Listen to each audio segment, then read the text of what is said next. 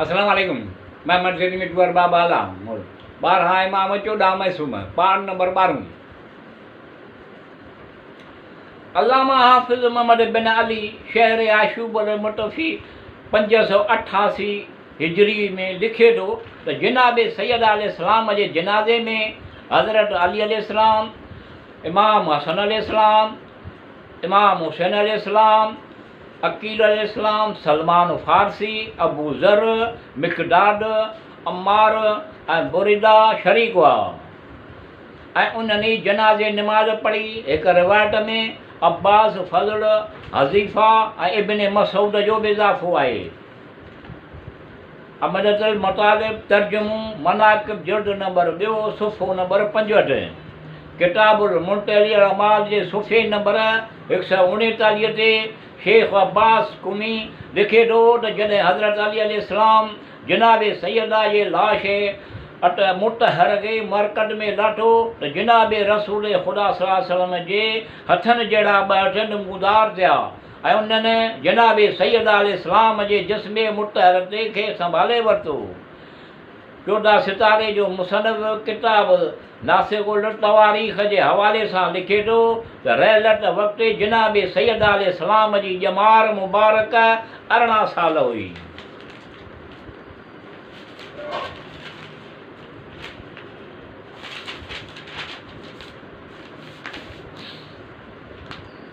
फिदक ख़ैबर जे वेझो हिकु ज़रख़ेज़ ज़मीन जो हिसो जंहिं ते यहूदी आबाद हुआ। फिदक वारी उहा मिल्कियत बिना कंहिं जंग जे हेठि आई, उन करे हुज़ूर सल्लल्लाहु अलैहि वसल्लम जिन जे ज़ाती तसरफ़ में आई।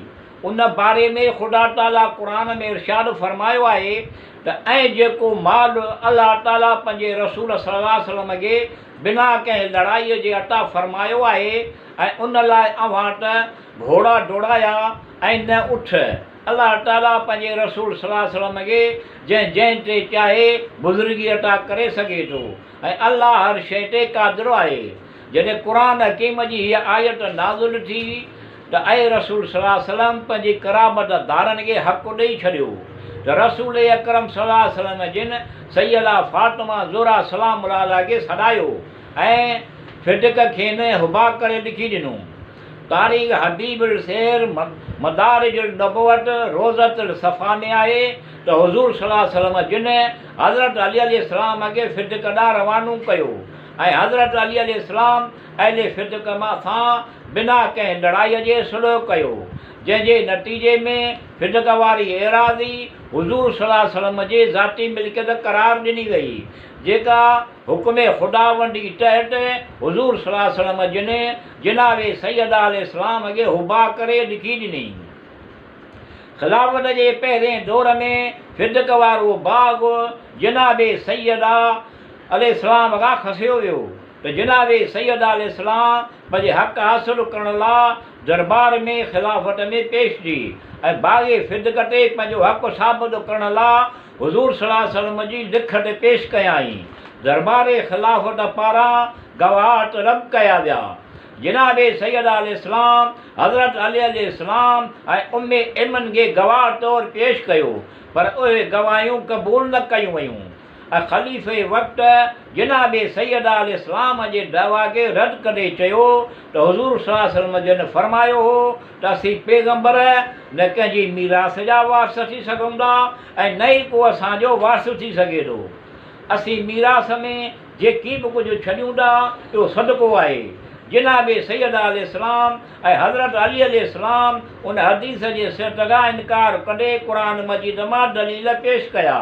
क़ुरान मजीद में इरशाद ख़ुदावंदी आहे त सुलेमान अलैहिस्सलाम पंहिंजे पीउ दाऊद अलैहिस्सलाम जो वारिस आहे।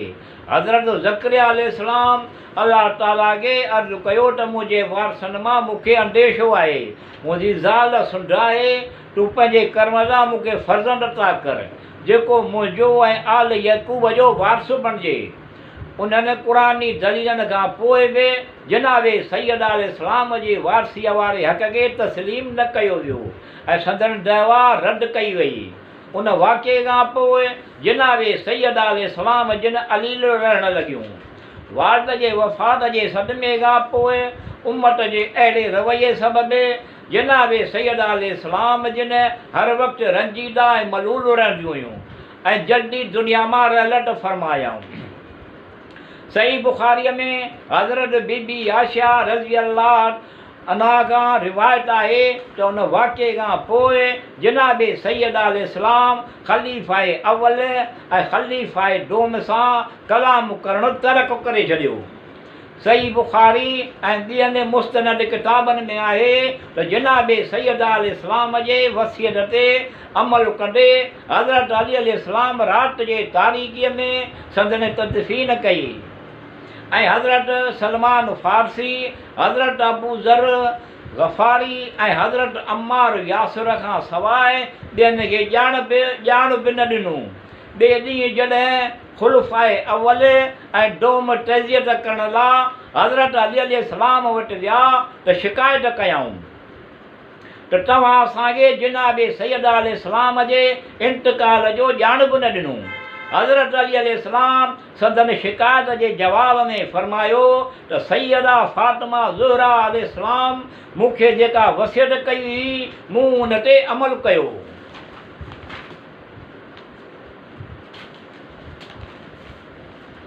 जहिड़ी तरह जनाबे सैयद अलैहिस्सलाम जे विलादत बाबति मूरख़ैन में इख़्तिलाफ़ आहे, जहिड़ी तरह जनाबे सैयद अलैहिस्सलाम जे विलादत बाबति मूरख़ैन में इख़्तिलाफ़ आहे, अहिड़ी तरह तारीख़ वफ़ाद में बि मूरख़ैन वॾो इख़्तिलाफ़ कयो आहे।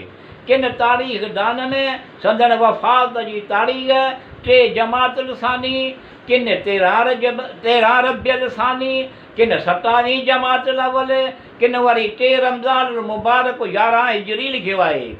शहादत वक़्तु जनाबे सैयद अलैहिस्सलाम जी ज़ाहिरी हयात 18 साल हुई। इमाम जैफ़र सादिक़ अलैहिस्सलाम जो कौल आहे त जनाबे सैयद अलैहिस्सलाम हुज़ूर सल्लल्लाहु अलैहि वसल्लम जिन जे रहलत खां पोइ 75 ॾींहं हयात रही।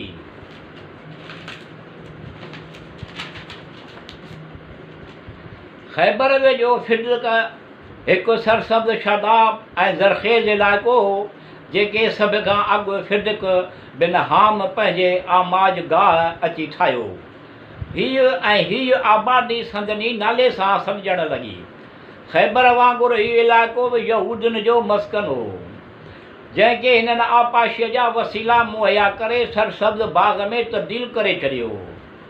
ख़ैबर जे फतह खां पोइ फिदक जे रहंदड़ बनी नज़ीर जे यहूदनि ते मुस्लमाननि जो इहो रोब ऐं दबदबो तारी थी वियो जो उन्हनि बिना कंहिं जंग जे पैगंबर अकरम सल्लल्लाहु अलैहि वसल्लम जिन जी अताअत क़बूल करे वरिती ऐं उन में ई पंहिंजी आफ़ियत सम्झी त फिदक जी ज़मीन तां दस्तबरदार थी पोखीअ जे अढ ते हुज़ूर सल्लल्लाहु अलैहि वसल्लम खां मुसालत करे वठूं। उन सोचे हिननि हुज़ूर सल्लल्लाहु अलैहि वसल्लम जी ख़िदमत में इहो पैगाम उमारियो त जिन शर्तनि ते ख़ैबर जे रहंदड़नि खे संदन ज़मीन ते पोख करण जी इजाज़त ॾिनी वई आहे उन्हनि शर्तनि ते असां सां बि मुसालत कई वञे ऐं असांखे बि साॻिए शर्तनि ते पंहिंजे ज़मीन ते पोख करण जी इजाज़त ॾिनी वञे त जीअं असांखे आईंदा तव्हांजे पारां को बि अंदेशो बाक़ी न रहे। हुज़ूर सल्लल्लाहु अलैहि वसल्लम जिन यहूदनि जे मोकिलियल अहिड़े पैगाम खे मंज़ूर फरमाए हज़रत अली अलैहिस्सलाम खे उन्हनि ॾांहुं रवानो कयो त जीअं हज़रत अली अलैहिस्सलाम जिन यहूदनि जे सरदार यूशुअ बिन नून सां उन सिलसिले में शर्तो शुरूत तय कनि। हज़रत अली अलैहिस्सलाम हुकुम मिलण शर्त फिदक पहुतो ऐं फ़रीक़नि में ॻाल्हियुनि खां पोइ इहो तइ थियो त फिदक जा रहवासी पंहिंजे ज़मीनुनि वारी मिल्कियत तां दस्तबरदार थी आरीअ जे हैसियत सां उन ते पोखी कंदा।